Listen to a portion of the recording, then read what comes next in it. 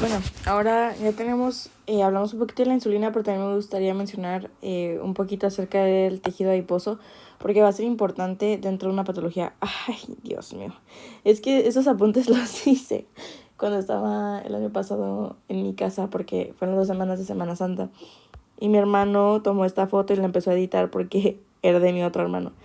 Perdón por eso. Voy a tratar de borrar eso de mis apuntes, lo prometo. Ok. Bueno, enzimas que actúan a nivel del tejido adiposo. Tenemos que para lipogénesis, es decir, la producción de nuevo tejido adiposo, tenemos a la lipoproteína lipasa. Y pues la insulina fomenta la formación de tejido adiposo, como ya lo habíamos dicho, o tejido graso. Tenemos que para la lipólisis, o sea, la extrusión de la grasa, tenemos a la LSH mediante lipasa sensible a hormonas. Bueno, ahí sí se le llama, lipasa sensible a hormonas.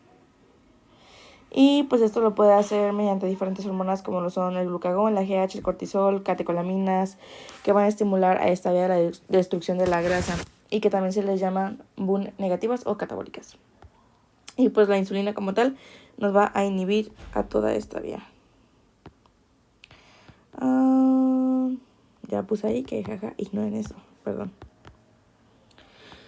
Eso lo puse súper de fun fact porque yo era súper clavada de que cuando estudiaba, pero pues nivel de glucosa en plasma, aquí está una NOM. La NOM 015, perfecto. Bueno, ahora vamos a ver diferentes vías bioquímicas que tienen que ver con la estimulación o producción, síntesis de glucagón e insulina, ¿ok? Y esto, ¿cómo lo vamos a hacer? Hablando del ayuno y del movimiento en el que se... What the fuck? Del momento en el que se está comiendo. Ok, al comer se van a incrementar estas vías de vida que son activadas por la insulina. Es muy importante mencionar que cuando hay un aumento de insulina en sangre, mediante los sensores que tiene el páncreas, como la que les había mencionado hace rato, van a liberar insulina para que puedan utilizar la glucosa que está en sangre y meterla a la célula para que la célula pueda chambear o redireccionarla a formación de tejido graso. Entonces es importante que quede claro que al comer vamos a tener una mayor secreción de insulina en personas que no están enfermas. Y en ayuno y ejercicio la producción va a ser la producción y el síntesis y el metabolismo de todo lo demás va a ser gracias al glucagón. El cuerpo siente una disminución importante de glucosa, va a empezar la síntesis del páncreas de glucagón para poder mantener una homeostasis. Acuérdense que eso es retroalimentación negativa. Ok, entonces, ya tenemos claro eso. Ahora podemos hablar de que al comer se incrementan estas vías de vida que son activadas por la insulina. Entre ellas podemos encontrar la glucólisis, que es la utilización de la glucosa por la célula. Ok, la glucosa ya entró a la célula. Ok, ahora empieza la glucólisis a trabajar. Tenemos a la glucogénesis hepática y muscular, es decir, a la formación de glucógeno, que es un sistema de reserva de glucosa para el cuerpo. Entonces, si mi cuerpo está recibiendo mucha glucosa, pues ok, también la voy a almacenar un poquito en forma de glucógeno. Y tenemos a la lipogénesis, que es para formación de tejido graso. Porque también acuérdense que la glucosa, cuando ya está a niveles muy altos, pues bueno, se puede almacenar en forma de tejido graso porque hay un exceso. Ya se almacenó para la célula, ya tenemos reserva de glucógeno, ahora lipogénesis. Ahora, en ayuno y ejercicio se incrementan las vías debido al glucagón, las que voy a mencionar.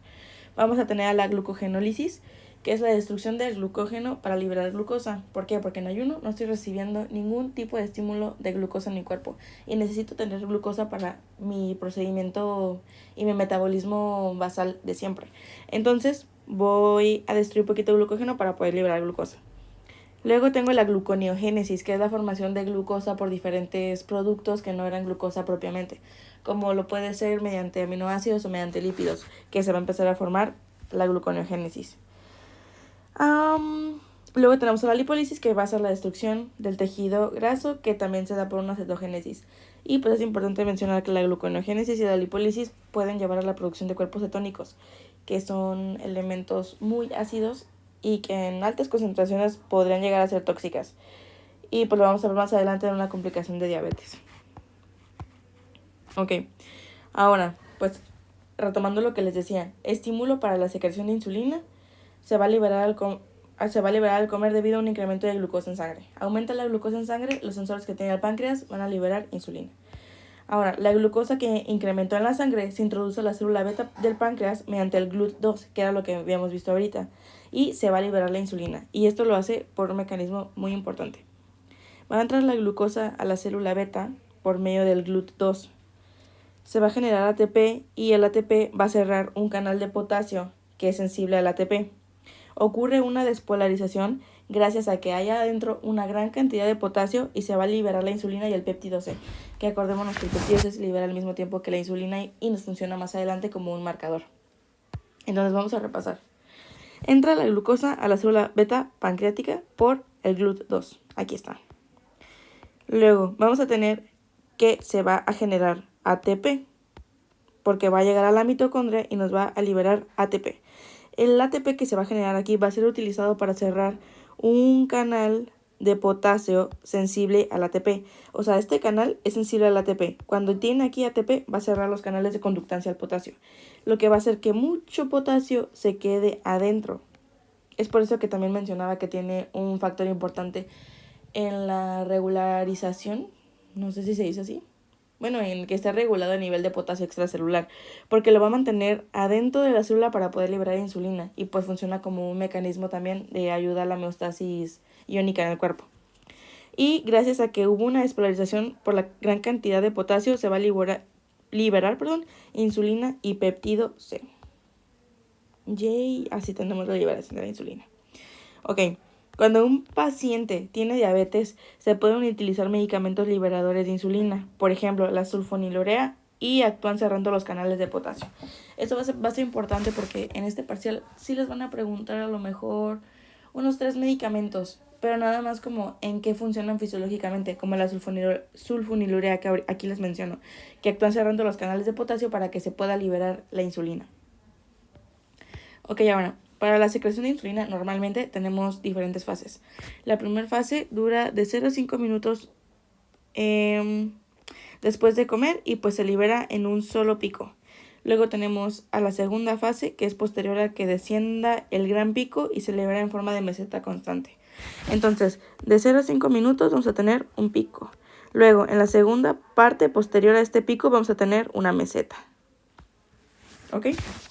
La insulina se va a liberar junto con el péptido C, o también se le llama conector C, que su función es ser un mediador de la cantidad de insulina liberada por el páncreas.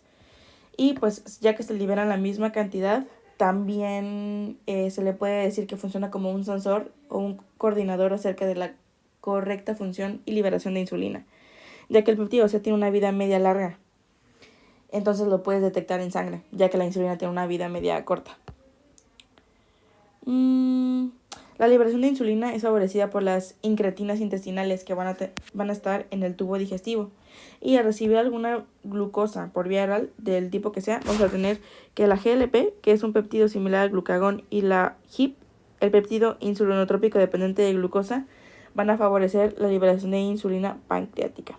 Y estos pues están en el tubo digestivo. Entonces, esto funciona por medio de sensores. Hay diferentes sensores que le van a hablar al páncreas para que haga la insulina. Teníamos el que les había mencionado acá arriba, que era la glucosinasa, que era liberada por el páncreas. Y pues ahora también tenemos unos sensores que los vamos a tener en el intestino delgado, que es el GLP y el HIP, que al sentir la presencia de glucosa por medio de sus sensores, van a avisarle al páncreas para que se libere insulina y la puedan reabsorber después la glucosa. Y van a suprimir el glucagón por lo que les había dicho del mecanismo de retroalimentación que tienen. Mientras una está elevada mucho, la otra se inhibe. Una persona que recibe glucosa oral libera más insulina que una que recibe glucosa intravenosa. Y es por esto que les estaba diciendo de que los sensores que están en el intestino delgado pues son muy intensos a la presencia de glucosa.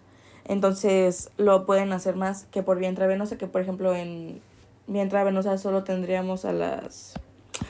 siempre se me olvida cómo se llaman. A las glucosinasas, por ejemplo. Entonces los sensores que tenemos en el intestino son más potentes y por eso se dice que hay más liberación de insulina cuando se recibe glucosa vía oral que vía intravenosa. Ahora, pues vamos a hablar un poquito del sistema nervioso. Yo sé que no es neuro y que neuro lo odian, pero pues es importante mencionarlo. Porque el efecto simpático y parasimpático van a tener una presencia dentro de si se libera insulina o no. Por ejemplo, el simpático, que pues normalmente ya sabemos que está más comandado por la adrenalina y la noradrenalina, va a inhibir la secreción de insulina. De esta manera la glucosa va a permanecer aumentada en sangre y disponible para algunos tejidos de lucha o huida. Tiene todo el sentido del mundo. Si yo estoy en una situación de pánico, yo lo que necesito es que mi glucosa esté en mi torrente sanguíneo, no la quiero meter adentro, porque puede ser que la utilicen en algún otro tejido. Entonces la voy a mantener afuera, inhibiendo la insulina para que algún tejido que la ocupe la agarre. Y en el parasimpático, que está predominantemente comandado por la acetilcolina, ahí vamos a tener que incrementar la liberación de insulina y tiene todo el sentido del mundo. Por ejemplo, yo estoy comiendo, estoy tranquila, mi parasimpático está activado, la liberación de insulina va a estar bien porque no estoy en un momento en el que tenga que huir, no ocupo glucosa en mi sangre necesariamente, entonces la insulina la va a meter. Bueno, insulina y receptores. Tenemos que tiene